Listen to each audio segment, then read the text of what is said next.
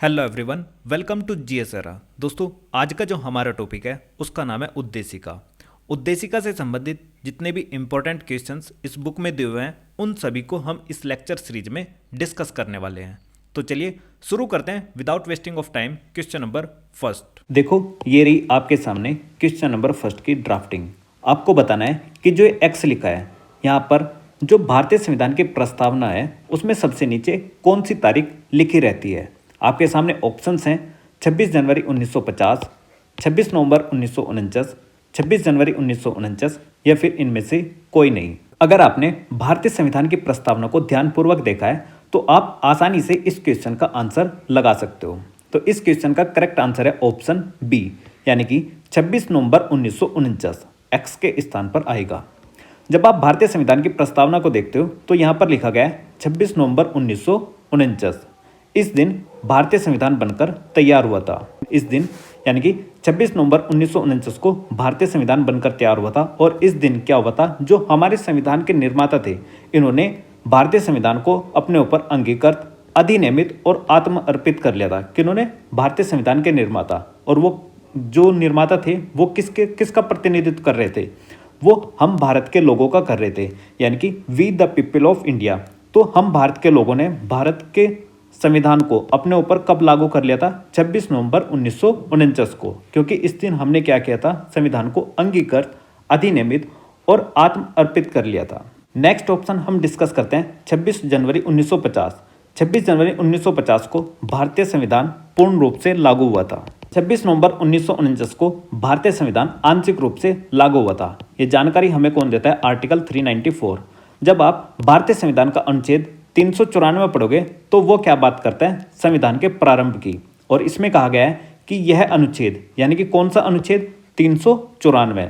और अनुच्छेद 5, 6, 7, 8, 9, 60, 324, 366, 367, 379, 380, 388, 391, 392, 393 ये क्या हो जाएंगे? ये तुरंत प्रवृत्त हो गए, यानी कि जिस दिन भारतीय संविधान बनकर तैयार हुआ, अर्थात 26 नवंबर 1949 की बात हो रही है। यानी कि ये क्या होंगे? तुरंत प्रवृत्त हो गए, यानी कि तुरंत इंप्लीमेंट होंगे। बाकी का जो शेष उपबंध है संविधान का, यानी कि जो बचे हुए शेष प्रोविजंस हैं वो कब लागू होंगे? वो होंगे 26 जनवरी 1950 को। इसलिए आपने देखा होगा कि हम 26 जनवरी को क्या मनाते हैं? रिपब्लिक डे, अर्थात गणतंत्र दिवस के रूप में मनाते हैं, क्योंकि इस दिन भारतीय संविधान क्या बना था? गणतंत्र बना था। कब? 26 जनवरी 1950 को। ये जानकारी हमें कौन देता है? 394। अब देखो ये सारे के सारे आर्टिकल्स जो लिखे गए हैं इनकी संख्या है 15 और एक है यह अनुच्छेद। यह अनुच्छेद कौन सा? यानी कि 394। तो इस प्रकार कुल मिलाकर उस दिन कितने आर्टिकल लागू हो गए थे? 16 आर्टिकल लागू हो गए थे। इस बात को भी ध्यान रखना। किस दिन? 26 नवंबर 1949 को। और बाकी के शेष प्रावधान 26 जनवरी 1950 को लागू हुए थे। इसलिए हमने कहा है कि भारतीय संविधान पूर्ण रूप से लागू कब हुआ? 26 जनवरी 1950 को। इसलिए 26 जनवरी को हम क्या मनाते हैं? Republic day. अच्छा, 26 नवंबर को हम क्या मनाते हैं? 26 नवंबर को हम मनाते हैं 26 नवंबर को हम राष्ट्रीय विधि दिवस के रूप में मनाते हैं। और वर्ष 2015 से हम 26 नवंबर को संविधान दिवस अर्थात कॉन्स्टिट्यूशनल डे के रूप में भी मनाते हैं। जो हमारा सामाजिक न्याय और अधिकारिता मंत्रालय है उसने यह कहा था कि हम 26 नवंबर को संविधान दिवस के रूप में मनाएंगे। और एक दिन और बता रहा हूँ, 9 नवंबर को हम मनाते हैं राष्ट्रीय विधिक सेवा दिवस। अब अपने मन में कन्फ्यूजन मत लाना। 9 नवंबर को हम क्या बनाते हैं? राष्ट्रीय विधिक सेवा दिवस। 26 नवंबर 1949 को हमारा संविधान बनकर तैयार हुआ था, इसलिए हम क्या बनाते हैं? राष्ट्रीय विधि दिवस, यानी कि राष्ट्रीय विधि दिवस या फिर राष्ट्रीय कानूनी दिवस, कुछ भी आ सकता है। 2015 से जो हमारा मंत्रालय है जिसका नाम है सामाजिक न्याय और अधिकारिता मंत्रालय, उसने यह घोषणा की कि वर्ष 2015 से हम 26 नवंबर को क्या मनाएंगे? कॉन्स्टिट्यूशन डे अर्थात संविधान दिवस के रूप में मनाने का फैसला लिया। 26 जनवरी को हमारा संविधान पूर्ण रूप से लागू हुआ था, इसलिए हम इसको रिपब्लिक डे अर्थात गणतंत्र दिवस के रूप में मनाते हैं। 15 अगस्त 1947 को हमें आज़ादी मिली थी और इसलिए 15 अगस्त को हम स्वतंत्र दिवस अर्थात इंडिपेंडेंस डे के रूप में मनाते हैं। इतनी बातें आपको ध्यान रखनी है। क्वेश्चन नंबर सेकंड, भारतीय गणतंत्र की 26 जनवरी 1950 को सही संवैधानिक वस्तु स्थिति क्या थी? जब संविधान लागू किया गया था। आपको बताना है कि 26 जनवरी 1950 को भारत की संवैधानिक वस्तु स्थिति किस प्रकार की थी। इस वीडियो को पॉज कीजिए और अपना करेक्ट आंसर लगाने की कोशिश कीजिए। इस क्वेश्चन का करेक्ट आंसर है ऑप्शन सी, यानी कि संपूर्ण प्रभुत्व संपन्न लोकतंत्रात्मक गणराज्य। देखो, एक बात याद रखना, जो हमारे संविधान की प्रस्तावना है, प्रियम्बल है, आपसे काफ़ी बार पूछा जाएगा कि क्या वो संविधान का भाग है, तो आंसर होगा यस, यानी कि जो प्रस्तावना है वो संविधान अर्थात कॉन्स्टिट्यूशन का पार्ट है। जब भारतीय संविधान में संशोधन हो सकता है तो इसका मतलब भारतीय संविधान की प्रस्तावना में भी संशोधन हो सकता है। क्यों? क्योंकि वो संविधान का भाग हो गई। तो 26 जनवरी 1950 को जो भारतीय संविधान की वस्तु स्थिति थी वो इस प्रकार थी, संपूर्ण प्रभुत्व संपन्न लोकतंत्रात्मक गणराज्य। लेकिन 42वें संविधान संशोधन किया गया हमारे यहाँ पर एक, जो कि वर्ष 1976 ईस्वी में हुआ था। उसके माध्यम से भारतीय संविधान की प्रस्तावना में 3 शब्द जोड़े गए थे। ये 3 शब्द क्या कहते तो मैं आपको दिखा देता हूँ। एक था समाजवादी, दूसरा पंथनिरपेक्ष और तीसरा था अखंडता। इन 3 शब्दों को भारतीय संविधान में 42वें संविधान संशोधन के द्वारा वर्ष 1976 ईस्वी में जोड़ा गया था। यानी कि 1976 से पहले भारतीय संविधान की प्रस्तावना में ये 3 शब्द देखने को नहीं मिलते थे। इसलिए जो इन्होंने पूछा है, इन्होंने पूछा 26 जनवरी 1950 को। तो देखो, धर्मनिरपेक्ष यानी कि पंथनिरपेक्ष, इसलिए ये ऑप्शन हो जाता है इनकरेक्ट। ऐसे ही समाजवादी और धर्मनिरपेक्ष ये भी हो जाता है इनकरेक्ट। में देखने को मिल रहा है ऑप्शन सी में, क्योंकि हमारा क्या था, संविधान संपूर्ण प्रभुत्व संपन्न लोकतंत्रात्मक गणराज्य है। क्योंकि इन 3 शब्दों को कब जोड़ा गया था? वर्ष 1976 ईस्वी में। वर्ष 1976 ईस्वी में क्या हुआ? मैडम इंदिरा गांधी जी की सरकार ने एक संविधान संशोधन किया, जिसके माध्यम से सोशलिस्ट, सेक्युलर और इंटीग्रिटी SSI, ठीक है, ये याद रखना, इन 3 शब्दों को जोड़ा गया था। तो अब आपको याद रखना है कि प्रस्तावना क्या है? संविधान का भाग है। जब संविधान में संशोधन हो सकता है और प्रस्तावना बन गई संविधान का भाग, तो इसका मतलब प्रस्तावना में भी संशोधन हो सकता है। अभी तक मात्र एक बार भारतीय संविधान की प्रस्तावना में संशोधन हुआ है। कौन सा? 42वें नंबर का। कब हुआ था? वर्ष 1976 ईस्वी में। किसने किया था? इंदिरा गांधी सरकार ने किया था। और एक बात और याद रखना कि जो भारतीय संविधान की प्रस्तावना है उसमें अनुच्छेद 368 के तहत ही संशोधन किया जा सकता है। क्वेश्चन नंबर 3, 26 जनवरी 1950 को भारत की वास्तविक संवैधानिक स्थिति क्या थी? देखो, रिपीट हो गया IS प्री 2021 में ये क्वेश्चन फिर से। तो आपको बताना है कि किस प्रकार की थी 26 जनवरी 1950 को। अब छांटने की कोशिश करो। जैसे लोकतंत्रात्मक, ये तो ठीक है, ये भी था। संपूर्ण प्रभुत्व संपन्न लोकतंत्रात्मक गणराज्य, ये भी था। संपूर्ण प्रभुत्व संपन्न पंथनिरपेक्ष, ये नहीं था, क्योंकि इसको कब जोड़ा गया? 42वें संविधान संशोधन के द्वारा वर्ष 1976 में जोड़ा गया था। ऐसे ही समाजवादी और पंथनिरपेक्ष भी। तो ये दोनों ऑप्शन तो नहीं होते, लेकिन ये सारे के सारे ऑप्शन किस में है? बी में है। और लोकतंत्रात्मक गणराज्य के साथ साथ संपूर्ण प्रभुत्व संपन्न भी इसमें है। तो ये ऑप्शन क्या होगा? ज़्यादा सुटेबल रहेगा, यानी कि option B is the correct. Question number 4, Bharat के संविधान के निर्माताओं का मत निम्नलिखित में से किसमें प्रतिबिंबित होता है? आपके सामने ऑप्शन है ए उद्देशिका, बी मूल अधिकार, सी राज्य के नीति निर्देशक तत्व और डी मूल कर्तव्य। इस क्वेश्चन का करेक्ट आंसर होगा ऑप्शन ए, यानी कि उद्देशिका। क्वेश्चन नंबर 4, भारत के संविधान के निर्माताओं का मत निम्नलिखित में से किसमें प्रतिबिंबित होता है? आपके सामने ऑप्शन है ए उद्देशिका, बी मूल अधिकार, सी राज्य के नीति निर्देशक तत्व और डी मूल कर्तव्य। इस क्वेश्चन का करेक्ट आंसर होगा ऑप्शन ए, अर्थात उद्देशिका।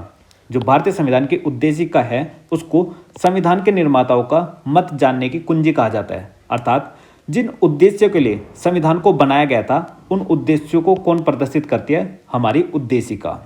ये बात किस में कही गई थी?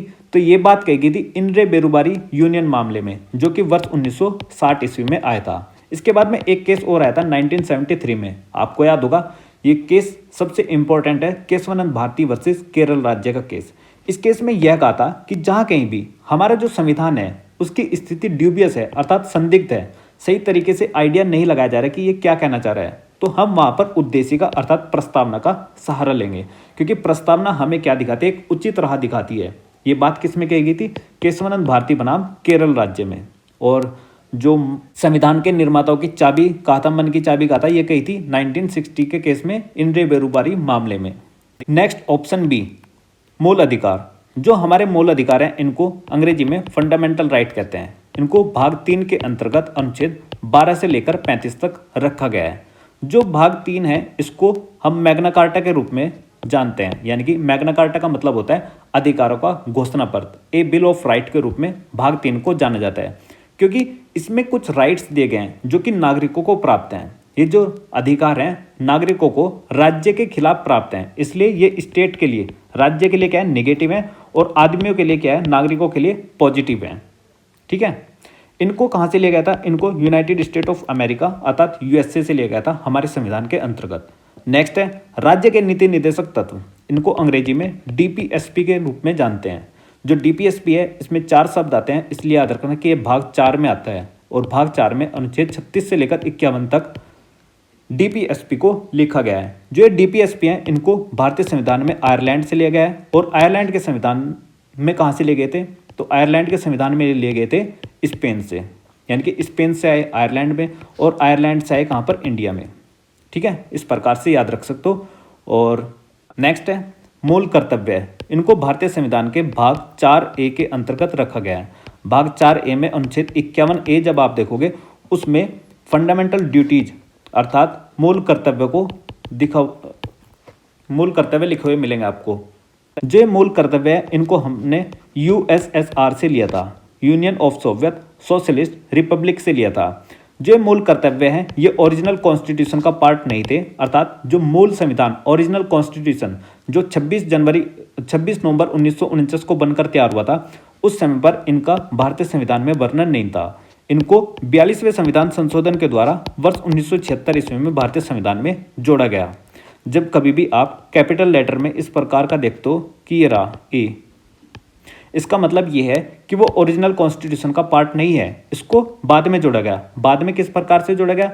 42वें संविधान संशोधन के द्वारा वर्ष 1976 ईस्वी में। जब इनको 1976 में जोड़ा गया इनकी संख्या थी 10, लेकिन वर्तमान में इनकी संख्या हो चुकी है 11। अब जो ये एक जोड़ा इसके लिए भी संविधान में संशोधन करने की आवश्यकता हुई।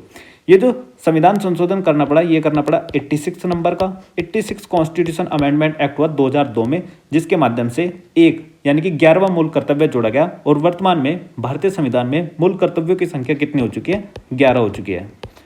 जबकि जब 10 को जोड़ा गया था 42वें संविधान संशोधन के द्वारा।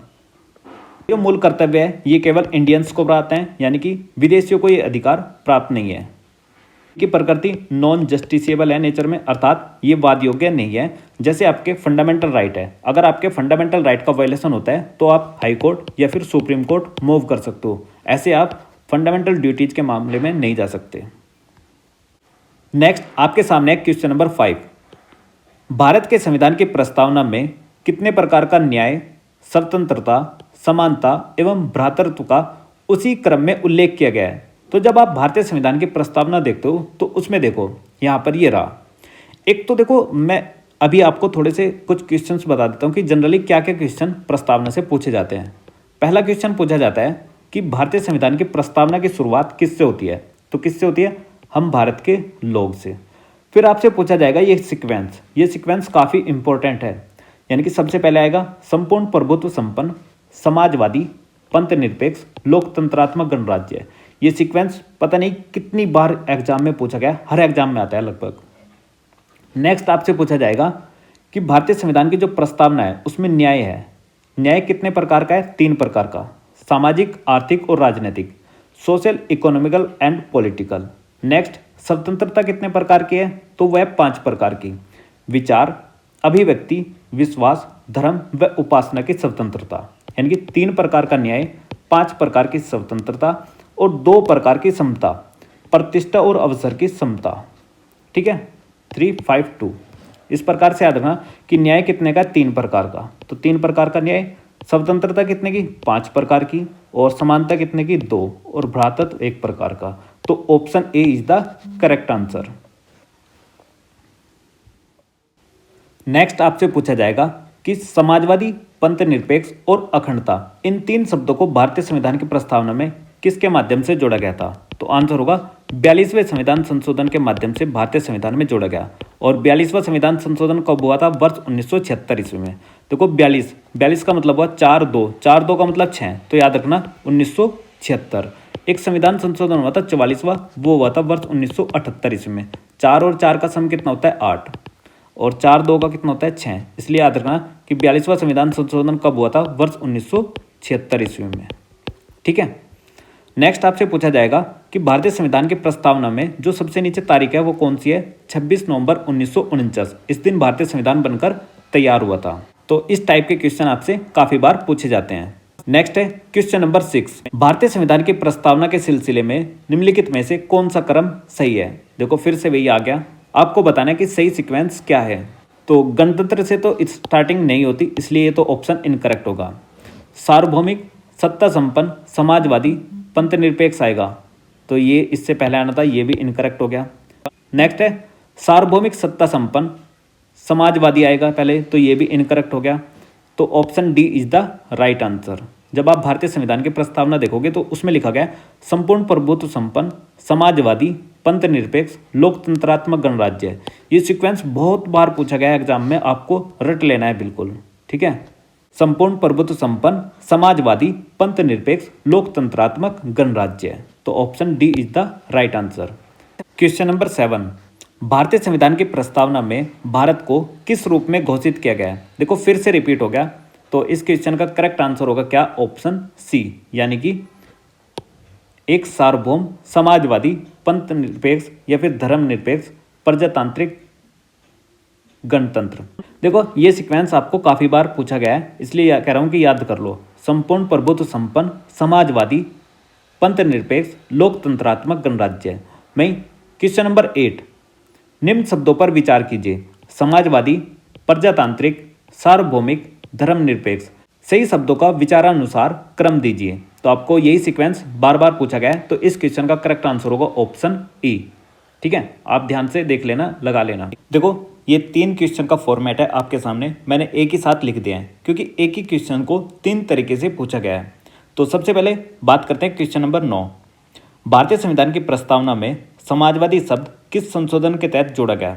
तो आपको इसका काफ़ी बार बता चुका हूँ आंसर होगा 42वां संविधान संशोधन। जो 42वां संविधान संशोधन अधिनियम था ये वर्ष 1976 में हुआ था, और इसके माध्यम से भारतीय संविधान की प्रस्तावना में 3 शब्द जोड़े गए थे। एक था समाजवादी, दूसरा पंथ निरपेक्ष और तीसरा था अखंडता। इन 3 शब्दों को भारतीय संविधान की प्रस्तावना में किसके द्वारा जोड़ा गया था, 42वें संविधान संशोधन के द्वारा। समाजवादी, पंथ निरपेक्ष और अखंडता। ये जो 42वां संविधान संशोधन हुआ था ये वर्ष 1976 ईस्वी में हुआ था। नेक्स्ट आपसे पूछा गया है कि 42वें संविधान संशोधन के माध्यम से भारतीय संविधान की प्रस्तावना में क्या जोड़ा गया। तो क्या जोड़े गए भाई, समाजवाद और पंथ निरपेक्ष जोड़ा गया, क्योंकि संप्रभुता नहीं जोड़ा गया, व्यक्ति की गरिमा नहीं जोड़ा गया और निजता नहीं जोड़ा गया। तो option C is the right answer. Next, भारतीय संविधान की प्रस्तावना में धर्मनिरपेक्ष व समाजवादी शब्द किस संविधान संशोधन के माध्यम से जोड़े गए। तो किसके द्वारा जोड़े गए, 42वें संविधान संशोधन के द्वारा जोड़े गए। ये 42वां संविधान संशोधन कब हुआ था, वर्ष 1976 ईस्वी में हुआ था। किसकी सरकार के द्वारा किया गया था, इंदिरा गांधी की सरकार के द्वारा कराया गया था, during the time of emergency. Next आपको याद रखना है कि जो 41वां संविधान संशोधन है ये भी क्या हुआ था, वर्ष 1976 ईस्वी में ही हुआ था। इसके द्वारा क्या हुआ था कि जो लोक सेवा आयोग होते हैं, लोक सेवा आयोग की जो सेवानिवृत्त आयु थी वो पहले 60 वर्ष थी, उसको बढ़ाकर 62 वर्ष कर दिया गया था 41वें संविधान संशोधन के द्वारा। नेक्स्ट आपको याद रखना है कि जो 44वां संविधान संशोधन है ये हुआ था वर्ष 1978 ईस्वी में। इसके माध्यम से क्या हुआ, 44वें संविधान संशोधन के द्वारा एक हमारा राइट होता था, राइट टू प्रॉपर्टी, यानी कि संपत्ति का अधिकार, राइट टू प्रॉपर्टी। ये हमारा पहले फंडामेंटल राइट होता था, लेकिन 44वें संविधान संशोधन के माध्यम से इसको राइट टू प्रॉपर्टी को फंडामेंटल राइट का दर्जा खत्म कर दिया और इसको क्या बना दिया, एक लीगल राइट अर्थात कानूनी अधिकार या फिर विधिक अधिकार बना दिया। किसके माध्यम से, 44वें संविधान संशोधन के माध्यम से वर्ष 1978 ईस्वी में। पहले यह फंडामेंटल राइट होता था, इसका मतलब ये भाग 3 के अंतर्गत आता था, और भाग 3 में कहाँ पर, अनुच्छेद 31 और 19 की 1 की सब क्लोज एफ के अंतर्गत इसको लिखा जाता था, यानी कि आर्टिकल 31 और 19 की 1 की सब क्लोज एफ के अंतर्गत यह लिखा होता था। लेकिन जब इसको लीगल राइट बना दिया, अब इसको कहाँ पर रख दिया, तो भाग 3 की जगह कहाँ पर रख दिया, भाग 12 में, और अनुच्छेद कहाँ पर रख दिया, 300A में। ठीक है, ये किसने किया, ये जनता पार्टी की सरकार ने किया था, जनता पार्टी की सरकार ने। और उस समय के जो तत्कालीन पीएम थे कौन थे, मोरारजी देसाई थे। जनता पार्टी का फाउंडर कौन था, तो जनता पार्टी के फाउंडर थे जेपी नारायण। इतनी बातें आपको याद रखनी है, यानी कि एक ही क्वेश्चन को अलग अलग तरीके से पूछ रखा है और ये काफ़ी बार पूछा गया क्वेश्चन से। नेक्स्ट क्वेश्चन नंबर 12, निम्नलिखित में से भारत को धर्मनिरपेक्ष राज्य वर्णित करता है। आपके सामने ऑप्शन है मौलिक अधिकार, संविधान की प्रस्तावना, 9वीं अनुसूची, राज्य के नीति निर्देशक तत्व। तो इस क्वेश्चन का करेक्ट आंसर होगा ऑप्शन बी, संविधान की प्रस्तावना। जो संविधान की प्रस्तावना है ये भारत को एक धर्मनिरपेक्ष राज्य वर्णित करती है, क्योंकि आपको पता होगा कि जो धर्मनिरपेक्ष है वो आज के समय पर क्या है, हमारे बेसिक स्ट्रक्चर का पार्ट बन चुका है। ये बात कौन से केस में कही गई थी, तो 1994 में एक केस आया था जिसका नाम था एसआर बॉम्बई बनाम यूनियन ऑफ इंडिया। जो एसआर बॉम्बई बनाम यूनियन ऑफ इंडिया का केस था 1994 में आया था। इस केस में यह कहा गया था कि जो पंथ निरपेक्षता है अर्थात धर्मनिरपेक्ष है वो एक सकारात्मक सिद्धांत है जो सभी धर्मों के साथ में समान व्यवहार करना सुनिश्चित करता है। इसलिए इस मामले में जो पंथ निरपेक्ष था उसको बेसिक स्ट्रक्चर का पार्ट बना दिया था। और बेसिक स्ट्रक्चर का कंसेप्ट किस केस में दिया गया था, तो ये दिया गया था Kesavananda Bharati versus state of Kerala के केस में। ये कब आया था, 1973 में आया था। इस तरीके से आपको याद रखनी है, सारी की सारी चीज़ें रिकॉल करते रहना है। नेक्स्ट ऑप्शन हम डिस्कस करते हैं 9वीं अनुसूची। जो हमारा संविधान है, जब भारतीय संविधान यानी कि डिस्कस करते हैं 9वीं अनुसूची। जो 9वीं अनुसूची है, देखो जब भारतीय संविधान बनकर तैयार हुआ था 26 नवंबर 1949 को, उस समय पर भारतीय संविधान में 8 अनुसूचियाँ होती थी, लेकिन वर्तमान में अनुसूचियों की संख्या 12 हो चुकी हैं। तो इसका मतलब जब इनको संविधान में बाद में जोड़ा गया, तो जब भी कभी संविधान में कोई चीज़ जोड़ी जाएगी या फिर हटाई जाएगी तो उसके लिए संविधान में संशोधन करने की आवश्यकता होती है। तो जब 9वीं अनुसूची को भारतीय संविधान में जोड़ा गया उसके लिए प्रथम संविधान संशोधन किया गया वर्ष 1951 ईस्वी में। ये क्या था, पंडित जवाहरलाल नेहरू की सरकार ने, इनके द्वारा भारतीय संविधान में 9वीं अनुसूची को जोड़ा गया, जो कि लैंड रिफॉर्म अर्थात भूमि सुधार से संबंधित कानून था, अनुसूची थी। ठीक है, इसके बाद अगर मैं बात करता हूँ 10वीं अनुसूची। जो 10वीं अनुसूची है उसको 52वें संविधान संशोधन के माध्यम से वर्ष 1985 ईस्वी में राजीव गांधी की सरकार के द्वारा जोड़ा गया था। उसके बाद 11वीं अनुसूची को 73वें संविधान संशोधन के द्वारा वर्ष 1992 ईस्वी में जोड़ा गया और 12वीं अनुसूची को 74वें संविधान संशोधन के माध्यम से वर्ष 1992 में ही हुआ था, जो उसके माध्यम से जोड़ा गया। इस समय पर पीवी नरसिम्हन राव की सरकार थी। ठीक है, ये बातें आपको याद रखनी है। प्रथम संविधान संशोधन के समय पर पीएम कौन थे, पंडित जवाहरलाल नेहरू। 9वीं अनुसूची जोड़ी गई जब भारतीय संविधान में 9वीं अनुसूची जोड़ी गई तो उस समय पर पीएम थे पंडित जवाहरलाल नेहरू। 10वीं अनुसूची के समय पर पीएम कौन थे, राजीव गांधी। 11वीं और 12वीं के समय पर कौन थे, पीवी नरसिम्हन राव। ठीक है, और इनके संविधान संशोधन कौन से थे, ये थे, और ईयर भी आपको याद रखना है। ये सारे इतनी बातें आपको याद रखनी है। डिस्कस करते हैं क्वेश्चन नंबर 13। निम्नलिखित शब्दों में से कौन सा शब्द 1975 में भारतीय संविधान की प्रस्तावना में शामिल नहीं था। देखो यही क्वेश्चन दोबारा से फिर पूछ लिया, रिपीट करके दूसरे तरीके से। 1975 से पहले बताना है आपको कौन सा शब्द नहीं था। तो कौन सा नहीं था भाई, वो शब्द नहीं थे जो 1976 में जोड़े गए। 1976 में कौन से शब्द जोड़े गए थे, जल्दी से रिकॉल करो। समाजवाद, पंथ निरपेक्ष और अखंडता। तो इसमें क्या होगा, अखंडता नहीं था। ठीक है, बंधुत्व भी था, समानता भी था, संप्रभुति था, ये सारे के सारे शब्द पहले से ही थे, लेकिन अखंडता शब्द नहीं था, क्योंकि इसको कब जोड़ा गया, 42वें संविधान संशोधन के माध्यम से वर्ष 1976 में। अब तो याद हो गया होगा आपके। Question number 14। निम्नलिखित शब्दों में से कौन से शब्द 42वें संविधान संशोधन के द्वारा प्रस्तावना में जोड़े गए। तो आप सभी को पता है कि 42वें संविधान संशोधन के द्वारा हमारे संविधान की प्रस्तावना में 3 शब्द जोड़े गए थे। एक था समाजवादी, दूसरा पंथ निरपेक्ष और तीसरा था अखंडता। तो इसका मतलब ये हुआ कि कौन से शब्द 42वें संविधान संशोधन के द्वारा नहीं जोड़े गए थे, ग्राम स्वराज नहीं जोड़ा गया और संपूर्ण प्रभुत्व संपन्न नहीं जोड़ा गया, यानी कि option B is the right answer. First and third is correct, क्योंकि जब आप संविधान की प्रस्तावना पढ़ोगे तो उसमें ग्राम स्वराज तो शब्द कहीं देखने को नहीं मिलेगा, लेकिन संपूर्ण प्रभुत्व संपन्न शब्द देखने को मिलता है, लेकिन इसको 42वें संविधान संशोधन के द्वारा नहीं जोड़ा गया था। Next question number 15। संविधान की उद्देशिका के संबंध में निम्नलिखित कथनों पर विचार कीजिए और दिए गए कथन की सहायता से बताइए कि इनमें से कौन सही है। स्टेटमेंट फर्स्ट है, पंडित नेहरू द्वारा प्रस्तुत ऑब्जेक्टिव प्रस्ताव अंततोगत्वा उद्देशिका बना। ये बात बिल्कुल करेक्ट है, क्योंकि जो उद्देशिका प्रस्ताव है, ऑब्जेक्टिव रिजोल्यूशन है, वो किसका ब्लूप्रिंट है? हमारी उद्देशिका अर्थात प्रेमबल का। उसी से हमारी क्या अपनी प्रेमबल बनी। नेक्स्ट स्टेटमेंट सेकंड, इसकी प्रकृति न्याय योग्य नहीं है, अर्थात ये नेचर में क्या है? नॉन जस्टिसेबल है। जैसे देखो, मैं कहता हूं कि जो हमारे संविधान की प्रस्तावना है, प्रस्तावना क्या है? कॉन्स्टिट्यूशन का पार्ट है, ये बात आपको पता है। लेकिन जो हमारे संविधान की प्रस्तावना है वो इस प्रकार की शक्ति नहीं रखती जैसे कि आर्टिकल्स रखते हैं। जैसे हमारे संविधान में आर्टिकल्स को लीगल पावर प्राप्त है, इस प्रकार से जो हमारे संविधान की प्रस्तावना है उसको लीगल पावर नहीं है, यानी कि उसको क्या है? विधिक स्वरूप प्राप्त नहीं है, उसको न्यायालय में चैलेंज नहीं किया जा सकता। अर्थात इसलिए यहाँ पर कहा गया है कि इसकी प्रकृति क्या है? न्याय योग्य नहीं है, अर्थात ये नेचर में क्या है? नॉन जस्टिसिएबल है। नेक्स्ट स्टेटमेंट 3, इसका संशोधन नहीं किया जा सकता। देखो ये बात इनकरेक्ट है। क्यों इनकरेक्ट है? क्योंकि देखो अभी बताया मैंने कि जो हमारे संविधान की प्रस्तावना है वो किसका पार्ट है? संविधान का। जब हम संविधान में संशोधन कर सकते हैं और प्रस्तावना बन गई संविधान का पार्ट, तो इसका मतलब प्रस्तावना में भी संशोधन किया जा सकता है। और आपको बहुत अच्छे से पता होगा कि भारतीय संविधान की प्रस्तावना में 42वां संविधान संशोधन के माध्यम से वर्ष 1976 में 3 नए शब्दों को जोड़ा गया था, जो कि हमने अभी लास्ट क्वेश्चन में डिस्कस किया। पहला समाजवादी, दूसरा पंथनिरपेक्ष और तीसरा था अखंडता। इन 3 शब्दों को भारतीय संविधान की प्रस्तावना में 42वें संविधान संशोधन के द्वारा जोड़ा गया था। और ध्यान रखना, जो भारतीय संविधान की प्रस्तावना में संशोधन हो सकता है वो आर्टिकल 368 के माध्यम से ही हो सकता है, क्योंकि आर्टिकल 368 क्या कहता है? संविधान संशोधन की बात करता है।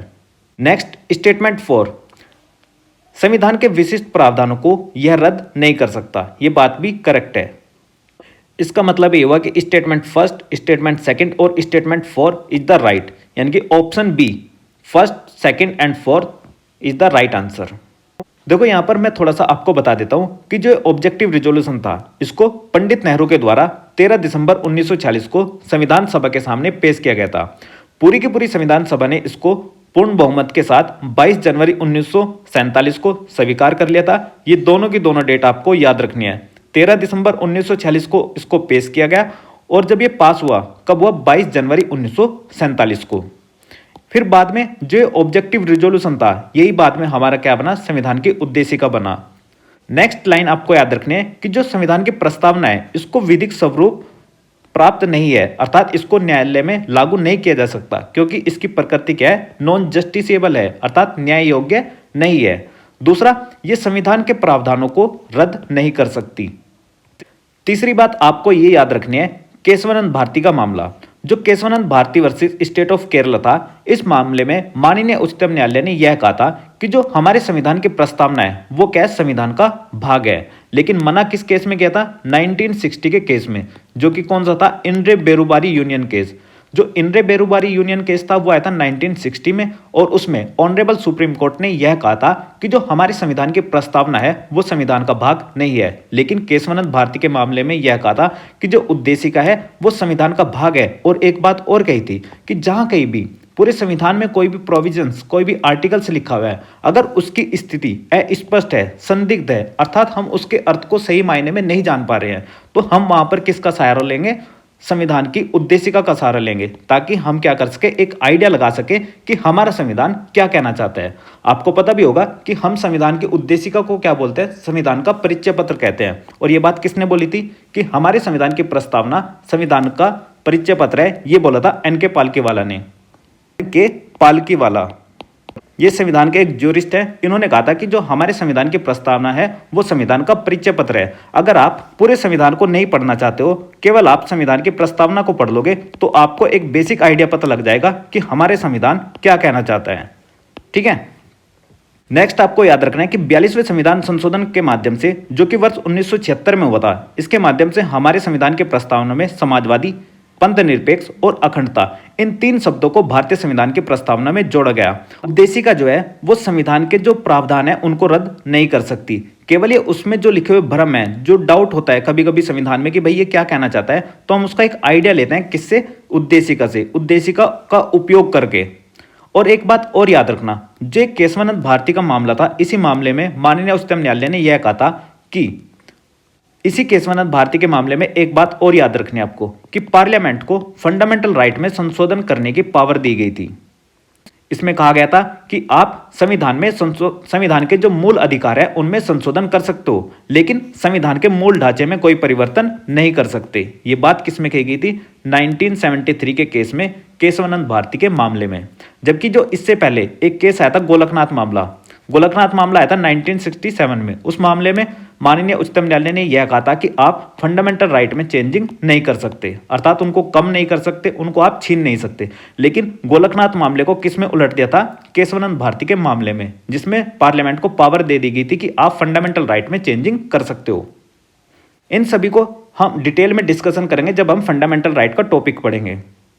ये जो केशवानंद भारती मामला था, ये 24 अप्रैल 1973 के दिन सुनाया गया था और इस मामले में आज तक की सबसे बड़ी संवैधानिक पीठ बैठी थी, जिसमें 13 जजेस बैठे थे। इन्होंने अपना डिसीजन 7/6 के रेशो से सुनाया था और इसी केशवानंद भारती के मामले में बेसिक स्ट्रक्चर अर्थात मूलभूत ढांचे का कंसेप्ट डेवलप किया गया था। ये जो मूलभूत ढांचा है ना कि पार्लियामेंट इसमें चेंजिंग नहीं कर सकती, चाहे भले ही वो मूल अधिकार ही क्यों ना हो। अगर कोई भी चीज संविधान के मूल ढांचे का हिस्सा बन जाएगी तो पार्लियामेंट उसमें चाहकर भी बदलाव नहीं कर सकती, चाहकर भी उसमें संशोधन नहीं कर सकती। ये किसमें कही गई थी बात? केशवानंद भारती के मामले में ही।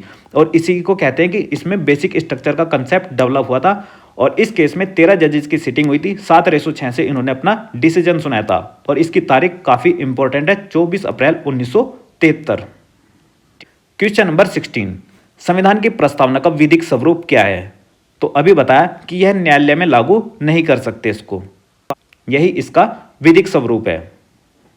यह बात रघुनाथ राव बनाम भारत संघ के मामले में कही गई थी और यह केस कब आया था? 1993 में। इस मामले में यह बात कहेगी कि जो हमारे संविधान की प्रस्तावना है वो विधिक स्वरूप नहीं रखती। जिस प्रकार से संविधान के आर्टिकल्स के पास में विधिक स्वरूप है, विधिक शक्ति है, उस प्रकार की पावर किसके पास में नहीं है? प्रस्तावना के पास में नहीं है। क्वेश्चन नंबर 17, 18 और 19, इन तीनों क्वेश्चंस को मैंने एक ही जगह पर लिख दिया है क्योंकि इन क्वेश्चन का एक ही सेम फॉर्मेट है, वो अलग अलग तरीके से पूछा गया है। जैसे क्वेश्चन नंबर 17, भारतीय संविधान की उद्देशिका में संशोधन किया गया था।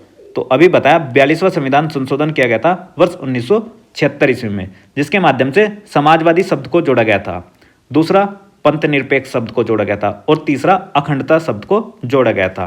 तो प्रस्तावना में समाजवादी शब्द जोड़ा गया किसके माध्यम से? 42वें संविधान संशोधन के माध्यम से। अब हम बात करते हैं 74th कॉन्स्टिट्यूशन अमेंडमेंट एक्ट के द्वारा। ये जो संविधान संशोधन था ये वर्ष 1992 ईस्वी में हुआ था। यह 1 जून 1993 को लागू हुआ। देखो हुआ था कब?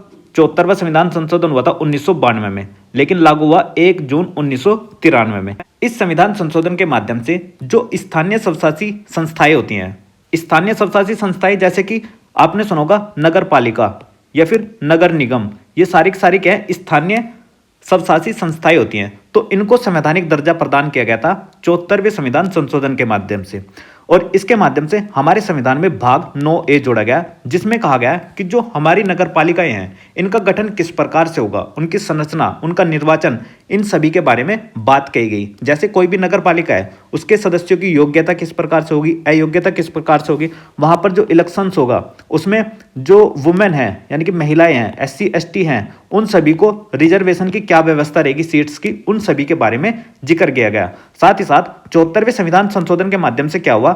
हमारे संविधान में एक 12वीं अनुसूची को जोड़ा गया। ठीक है, इस 12वीं अनुसूची में नगर पालिकाओं को क्या करा? 18 विषय प्रदान किए गए जिस पर ये कानून बना सकते हैं, यानी कि पावर बना सकते हैं। किससे रिलेटेड? इन सभी से रिलेटेड, यानी कि अपने विकास के कार्य के लिए अपने क्षेत्र में, ताकि वह रिस्पॉन्सिबल होकर स्थानीय स्वशासन को चला सके। ऐसे ही ये जो 44वां संविधान संशोधन अधिनियम है ये हुआ था वर्ष 1978 ईस्वी में। इसके माध्यम की एक बात आपको याद रखनी है कि हमारे यहाँ पर एक राइट होता था, राइट टू प्रॉपर्टी अर्थात संपत्ति का अधिकार। यह पहले फंडामेंटल राइट होता था, लेकिन वर्तमान में यह फंडामेंटल राइट नहीं है, क्योंकि इसको 44वें संविधान संशोधन के माध्यम से राइट टू प्रॉपर्टी को फंडामेंटल राइट का दर्जा खत्म कर दिया। अब इसको क्या बना दिया हमने? लीगल राइट बना दिया। हमने मतलब किसने? पार्लियामेंट ने। लीगल राइट बोले तो कानूनी अधिकार या फिर विधिक अधिकार। जब ये फंडामेंटल राइट था तो ये आता था संविधान के भाग 3 के अंतर्गत। भाग 3 में कहाँ पर, अनुच्छेद 31 और 19 की 1 की सब क्लोज F के अंतर्गत, यानी कि फंडामेंटल राइट था जब ये संविधान के भाग 3 में अनुच्छेद 31 तथा 19 की 1 की सब क्लोज F के अंतर्गत आता था। लेकिन अब ये जो राइट टू प्रॉपर्टी है लीगल राइट बन गया, अब इसको फंडामेंटल राइट अर्थात भाग 3 से उठाकर कहां पर रख दिया, भाग 12 में। और भाग 12 में अनुच्छेद कहां पर, 300A में। तो वर्तमान में जो ये राइट टू प्रॉपर्टी है ये लीगल राइट है, अनुच्छेद 300A में है और भाग 12 के अंतर्गत है। अब कंफ्यूजन मत करना अपने दिमाग में कि भी यहां पर 12 लिखा है, ये 12 है अनुसूची, शेड्यूल। इस शेड्यूल में 12वीं अनुसूची में क्या जोड़ा गया था, देखो ये रही 12वीं अनुसूची। 12वीं अनुसूची में इसको 18 विषय प्रदान किए गए हैं जिन पर यह कानून बना सकती है, जैसे नगरीय वानिकी, पर्यावरण का संरक्षण किस प्रकार से होगा, गंदी बस्ती का सुधार किस प्रकार से होगा, नगरीय निर्धनता उन्मूलन क्या होगी। तो ये सारे के सारे बहुत सारे विषय लिखे गए हैं कि अपने यहाँ पर सड़कें और पुल किस प्रकार से निर्माण करेगी। ये सारी बातें 18वीं अनुसूची में लिखी गई हैं जिन पर 18 विषय हैं, बस याद रखना 18 हैं। और ध्यान रखना एक है 11वीं अनुसूची। 11वीं अनुसूची को किसके माध्यम से जोड़ा गया था, इसको जोड़ा गया था 73वें संविधान संशोधन के माध्यम से वर्ष 1992 में ही। दोनों के दोनों 73वां व 74वां संविधान संशोधन दोनों 1992 में हुए। लेकिन जो ये 73वां संविधान संशोधन है ये लागू हुआ था 24 अप्रैल 1993 को। ठीक है, दोनों लागू हुए 1993 में, दोनों संविधान संशोधन हुए 1992 में। लेकिन इसकी तारीख क्या है, 24 अप्रैल 1993, और जबकि उसकी तारीख क्या थी, 1 जून 1993। इसलिए आपको पता होगा कि 24 अप्रैल को हम क्या मनाते हैं, राष्ट्रीय पंचायती दिवस बनाते हैं। और राष्ट्रीय पंचायती दिवस कब से बनाते हैं, 2010 से MMS मनमोहन सिंह की सरकार के द्वारा। और इसमें जो 11वीं अनुसूची है इसमें कितने विषय प्रदान किए गए हैं, इनको 29 विषय प्रोवाइड कराए गए हैं जिन पर यह कानून बना सकती है। कौन, पंचायती राज व्यवस्था। उम्मीद करता हूं कि आपको काफ़ी कुछ समझने को मिला होगा यहाँ से और काफ़ी नई नई चीज़ें सीखने को भी मिली होगी। अब बात करते हैं ऑप्शन सी के बारे में, जो कि 52वें संविधान संशोधन की बात करता है। जो 52वां संविधान संशोधन था ये वर्ष 1985 ईस्वी में हुआ था। इस समय पर राजीव गांधी की सरकार थी और इसके माध्यम से हमारे संविधान में 10वीं अनुसूची को जोड़ा गया था। 10वीं अनुसूची किसकी बात करती है, anti defection law. Anti defection law बोले तो दल बदल विरोधी कानून।